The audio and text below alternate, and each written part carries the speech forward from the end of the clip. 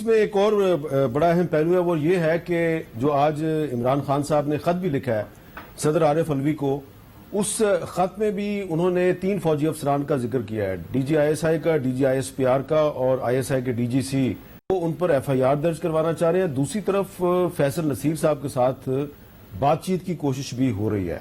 اب آپ سمجھیں گے کہ یہ میں نے دعویٰ کیسے کر دیا، تو اب آپ کے سامنے میں ایک ویڈیو پیش کرتا ہوں، ویڈیو آپ کو سب کچھ بتا دے گی۔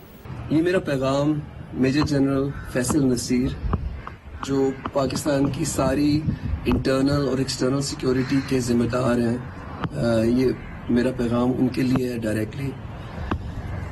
جنرل صاحب سب سے پہلے تو میں السلام علیکم کہتا ہوں آپ کو، اور آپ کی میری میٹنگ بھی ہو چکی ہے۔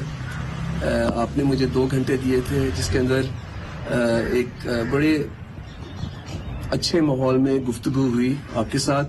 اس وقت میں آپ کو جو یہ ویڈیو بنا رہا ہوں، اس کی وجہ یہ ہے کہ میں سمجھتا ہوں کہ وہ ساری امنگیں، وہ سارے ریزنز جس کی وجہ سے پاکستان کو اپنایا، وہ پچھلے 6 مہینے کے اندر بالکل ہماری آنکھوں کے سامنے وہ خواب ٹوٹتے نظر آ رہے ہیں۔ جنرل صاحب، آپ کی جو میری میٹنگ ہوئی تھی اس پہ ہم نے یہ بات کی تھی کہ ہمیں جو زخم ہے وہ بھرنے ہیں، سول ملٹری جو اگر خلیج آئی ہوئی ہے تو وہ زخم ہم نے بھرنے ہیں۔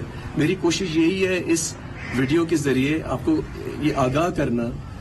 جنرل صاحب، کسٹوڈیل ٹارچر ہو رہا ہے ہمارے ملک کے اندر۔ ہمارے ملک کے سینیٹرز کی ویڈیوز، بےہودہ قسم کے ویڈیوز، جو کبھی میں سمجھتا ہوں کسی دشمن ملک مطلب اسرائیل اور ہندوستان بھی نہ بنائے، وہ ریلیز کیے گئے ہیں۔ اور 3 نومبر کو جنرل صاحب جو یہ قاتلانہ حملہ عمران خان، جو پاکستان کے سب سے بڑے ہیرو ہیں، چھوڑ دیں کہ وہ سیاستدان ہیں، وہ پاکستان کی شان اور آن ہے۔ ساری دنیا میں لوگ جو ہے، صرف پاکستانی نہیں، ساری دنیا میں لوگ ان کی عزت کرتے ہیں، ان کا وقار اور ان کا سٹیچر جو ہے۔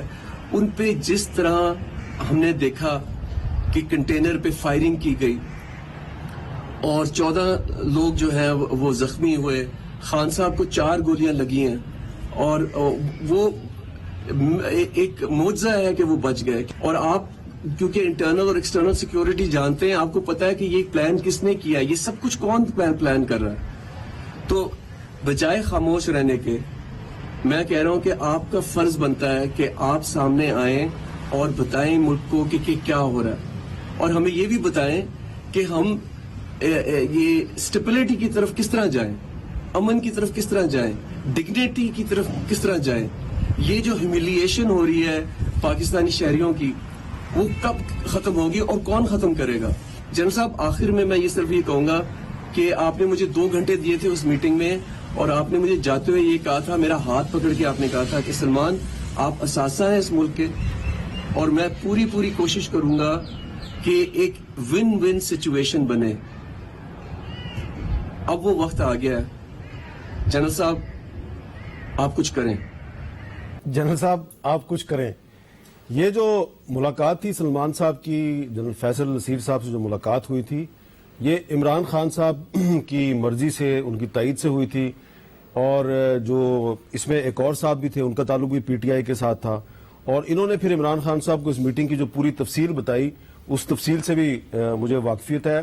اور یہ جو میٹنگ تھی، یہ عمران خان صاحب پر حملے سے کچھ دن پہلے ہوئی تھی، اور اب اس ویڈیو کا مقصد یہی نظر آ رہا ہے کہ جنرل فیصل نصیر صاحب کے ساتھ دوبارہ کچھ چینل کھولا جائے، اس لیے ان سے کہا جا رہا ہے کہ کچھ کریں۔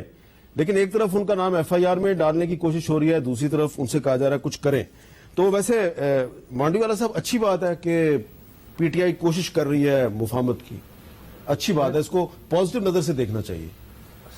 سر میں تو سمجھتا ہوں کہ انہوں نے کبھی بات چیت بند کی نہیں، یہ تو چلیں ایک ویڈیو سامنے آ گئی، بٹ وہ تو ہمیشہ ان سے بات کرتے رہتے ہیں اس ادارے سے، اور پوری گورنمنٹ ان کی اس ادارے پہ ڈپینڈنٹ ہوتی تھی ایک وقت۔